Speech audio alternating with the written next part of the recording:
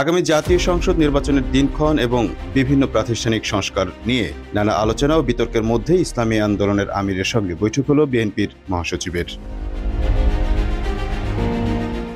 এর সপ্তাহখানেক আগে জামাত ইসলামীর আমির বরিশালে গিয়ে ইসলামী আন্দোলনের আমিরের সঙ্গে বৈঠক করেন। এই বৈঠক রাজনীতিতে আলোচনার সৃষ্টি করে। বৈঠকটির পর ইসলামী আন্দোলনের নেতারা ইসলামী দলগুলোর মধ্যে ঐক্য তৈরির প্রচেষ্টার কথা বলেন। এমন প্রেক্ষাপটে জামাতের পরে গতকাল সোমবার ইসলামী আন্দোলনের সঙ্গে বৈঠক করল বিএনপি। আগামী নির্বাচনকে লক্ষ্য রেখে রাজনীতিতে নানা মেরুকরণ হতে পারে বলে রাজনীতিবিদদেরই অনেকে বলছেন।